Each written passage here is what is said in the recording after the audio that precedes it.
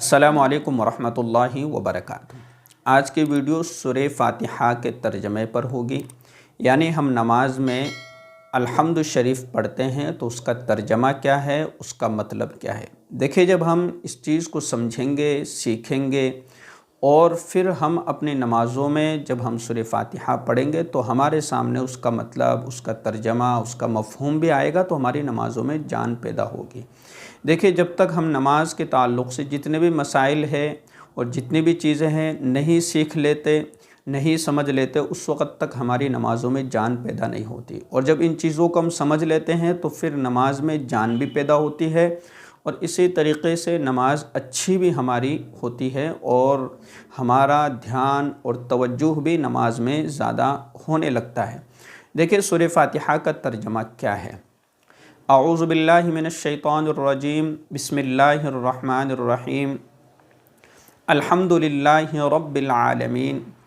تمام کی تمام تعریفیں للہ، اس اللہ کے لیے ہیں جو رب العالمین ہے۔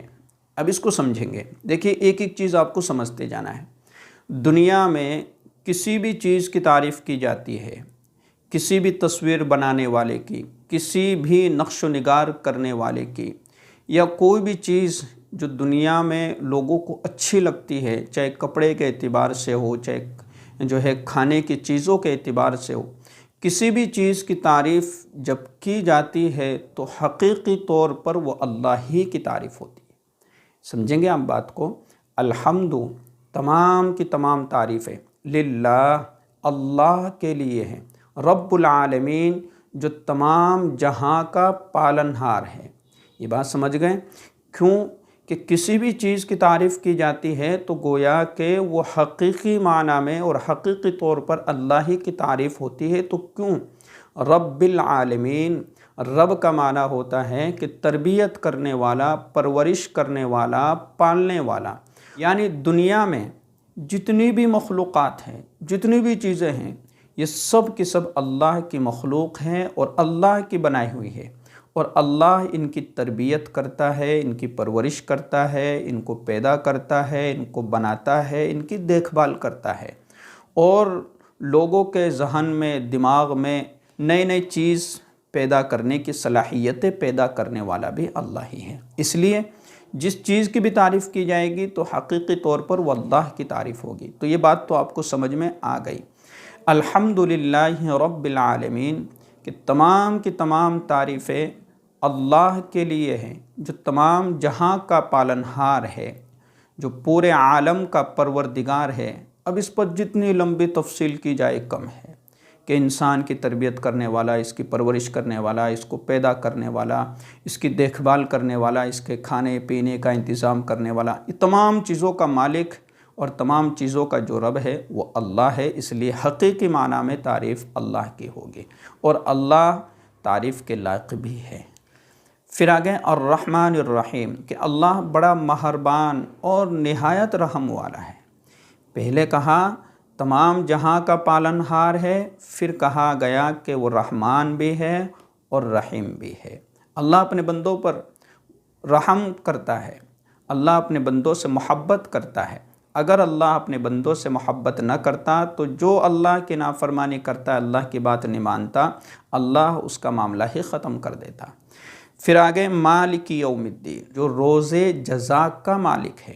مالک یوم الدین، مالک ہے یوم الدین، روز جزا کا۔ روز جزا کا معنی حساب اور کتاب کا دن، کہ جس دن اللہ رب العزت اپنے بندوں سے حساب و کتاب لیں گے کہ ہم نے تم کو دنیا دی تھی، زندگی دی تھی، نعمتیں دی تھی، اور ہر طرح کی نعمتوں سے تمہیں نوازا تھا، مال دیا تھا، اور کئی نعمتیں ہم نے تم کو دی ہیں، اور جو تم نے زندگی گزاری ہے اس زندگی میں تم نے کیا کیا، کیا نہیں کیا، ان نعمتوں کا کس طریقے سے آپ نے استعمال کیا، تو ان تمام چیزوں کے بارے میں پوچھ تاچھ ہوگی، ان تمام چیزوں کے بارے میں سوال اور جواب ہوں گے، اور ان تمام چیزوں کے بارے میں حساب و کتاب ہوگا۔ تو اس دن جو مالک ہوگا، اس دن جو مالک ہوگا اور ان تمام چیزوں کا حساب و کتاب لینے والا ہوگا، وہ صرف اور صرف اللہ ہوگا۔ زمین اور آسمان تمام چیزوں پر جو حکومت ہوگی اس دن وہ اللہ کی ہوگی۔ دنیا میں آپ دیکھیں گے کہ فلاں آدمی، فلاں شخص فلاں خطے کا اور فلاں ملک کا بادشاہ ہے، تو ان کو ٹکڑے ٹکڑے زمین کے دے دیے گئے اور ان کو زمینوں کا بادشاہ بنا دیا گیا، لیکن حقیقی معنی میں اور حقیقی طور پر جو بادشاہ ہے وہ اللہ ہے۔ اور حساب و کتاب کے دن، اور جس دن حساب و کتاب لوگوں کا ہوگا تو اس روز بھی مالک اللہ ہی ہوگا۔ پھر اس کے بعد ایاک نعبد و ایاک نستعین، یہاں اس سے پہلی والے آیتوں میں بندہ اللہ کی تعریف کرتا ہے، اللہ کی بزرگی بیان کرتا ہے، اللہ کی بلندی مقام کو بیان کرتا ہے، اللہ کی تعریف اور اللہ کی حمد و ثنا کرتا ہے، اور پھر اگلی آیات میں ایاک نعبد و ایاک نستعین، اے اللہ ہم تیری ہی عبادت کرتے ہیں۔ نماز میں بندہ اللہ سے دعائیں کر رہا ہے، پہلے اللہ کی تعریف کرتا ہے اور پھر اس کے بعد اللہ سے جو ہے دعائیں کرتا ہے، اللہ سے دعائیں مانگتا ہے۔ تو ایاک نعبد، یہاں پر انسان اپنا عقیدہ ظاہر کرتا ہے کہ اللہ ہم تیری ہی عبادت کرتے ہیں، تیرے علاوہ کسی کے سامنے ہم اپنا سر نہیں جھکاتے، ہم کسی اور کی عبادت نہیں کرتے، کسی اور کی بندگی نہیں کرتے، ہم نے تجھے اپنا خدا، اپنا معبود، اپنا خالق، اپنا مالک سمجھ لیا ہے اور تیری ہی عبادت اور تیری ہی بندگی کرتے اور تیرے ہی غلام ہے۔ ایاک نعبد و ایاک نستعین، اے اللہ ہم تیرے ہی سامنے، تیرے ہی دربار میں، تیرے ہی سامنے ہم اپنے دامن کو پھیلاتے ہیں، ہم مدد طلب کرتے ہیں، ہم تجھ ہی سے مدد مانگتے ہیں، لوگوں سے ہم مدد طلب نہیں کرتے، مدد نہیں مانگتے۔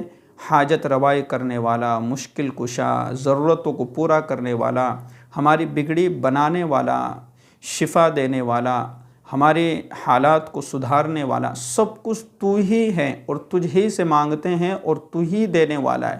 کیوں تو ہی دینے والا ہے؟ اس لیے کہ زمین اور آسمان تمام دنیا کے خزانے اللہ کے ہیں۔ جب ان تمام چیزوں کو بنانے والا اللہ ہے تو ہمارا بھی عقیدہ یہی ہے اور ہمارا عقیدہ بھی یہی ہے، اور ہم یہی دعا کرتے ہیں کہ تو ہی دے سکتا ہے، تیرے علاوہ کوئی نہیں دے سکتا۔ تو یہ ہو گئی بات۔ ایاک نعبد و ایاک نستعین، اے اللہ ہم تیری ہی عبادت کرتے ہیں، تیری ہی بندگی کرتے ہیں، و ایاک نستعین، اور تجھ ہی سے مدد مانگتے ہیں، تیرے علاوہ کسی کو مشکل کشا، حاجت روا، ضروریات پوری کرنے والا نہیں سمجھتے، تجھ ہی سے مانگتے ہیں۔ آگے اہدنا الصراط المستقیم، اب بندہ یہاں پر اپنی زندگی کے بارے میں اللہ تبارک و تعالیٰ سے درخواست کرتا ہے، اللہ سے دعائیں مانگتا ہے، اے اللہ ہمیں سیدھے راستے پر چلائیے۔ اب سیدھا راستہ کیا ہے؟ سیدھا راستہ کون سا ہے؟ سیدھے راستے سے کیا مراد ہے؟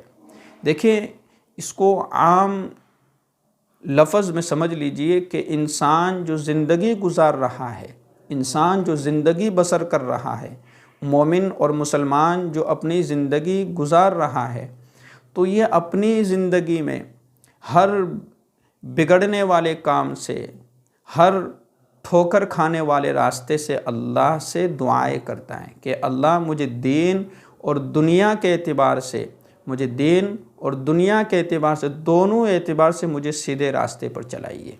دین کے اعتبار سے کہیں ایسا نہ ہو کہ میں کسی غلط چیز کو صحیح سمجھ کر اور پھر میں دین کے اعتبار سے گمراہ ہو جاؤں، تو اس اعتبار سے بھی مجھے سیدھے راستے پر چلائیے۔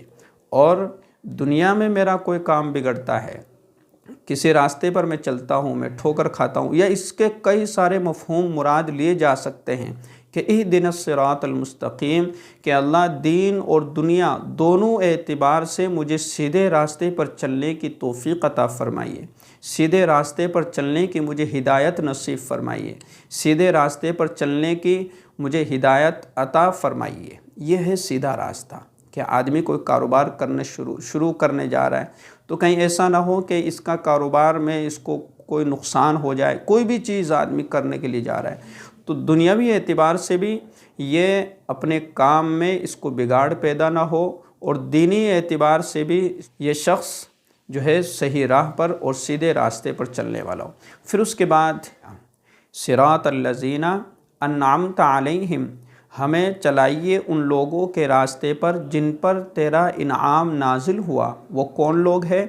मिनन नबिय्यीन वस्सिद्दीक़ीन वश्शुहदा वस्सालिहीन, यानी नबियों वाले रास्ते पर, शहीदों वाले रास्ते पर, नेक लोगों के रास्ते पर, सच्चे लोगों के रास्ते पर हमें चलाइए।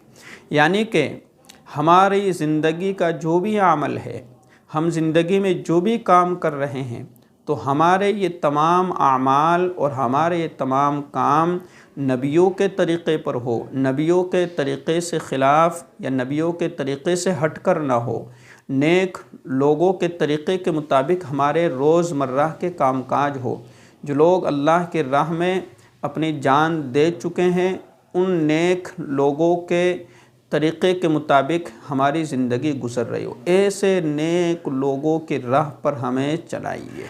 सिरात अल्लज़ीना अन्अमत अलैहिम, इन लोगों पर अल्लाह के इनामात नाजिल हुए, तो ए अल्लाह ये नेक और महबूब और सच्चे बंदे थे, इन लोगों के रास्ते पर हमें चलाइए। फिर आगे बंदा अल्लाह से दुआ करता है, गैरिल मग़ज़ूबि अलैहिम वलज़्ज़ालिन, हमें उन लोगों पर न चलाइए, उन लोगों के रास्ते पर न चलाइए जो गुमराह हो गए और जिन पर तेरा गज़ब नाजिल हुआ। गैरिल मग़ज़ूबि अलैहिम वलज़्ज़ालिन, हमें उन लोगों की राह पर न चलाइए जिन पर तेरा गज़ब नाजिल हुआ और जो गुमराह हो गए।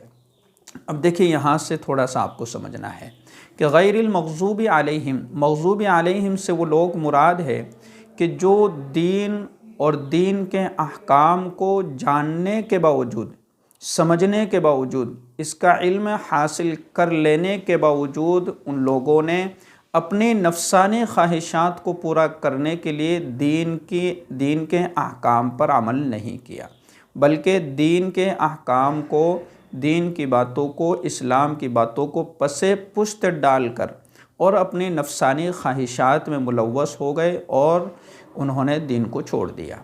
तो एक तो ये हो गई कि दीन और दीन के अहकाम को समझ लेने और जान लेने के बावजूद उस पर अमल न करना और नफसानी ख्वाहिशात को पूरा करना, तो ये वो लोग हैं जिन पर अल्लाह का गज़ब नाजिल हुआ और गुमराह है।